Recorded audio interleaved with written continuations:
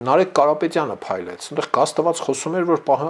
բանը հարևան երկրներից տարածքային նկրտումներ չունենք նկրտումներ չունենք, ստեղից չունենք, եւ պարզվեց Ադրբեջանից էլ չունեն նկրտումներ։ Հա, մեկ էլ արդեն այնտեղ լրագրողները կամ միկրոֆոն բռնողները սկսեցին հարցնել, թե անուշ ախպեր, բա Արցախը վերադարձնելու խոսխորատեքը բաները, Արցախը ու սկսեց այդտեղ բուքսավատ անել, գրափարով ասած, հա։ Տեղապտույտ տալ այդ հարցազրույցի այդ թիկեն շատ լավն է, էլի միկրոսխեման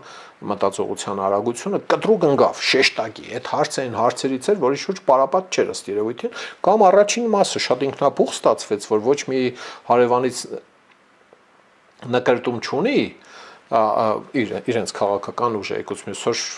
բանը վարչապետ ինչ էր Սամվել Կարապետյանը ոչ մի նկրտում չունի,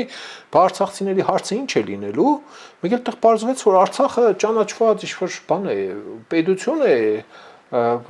անկախ պետություն է ինչ-որ, որը ու սպես բաներ են, ծիտիկներ են ֆռում, հա, Դիսնեյի մուլտերի մեջ, հա, վերևում ինչ-որ բաներ են,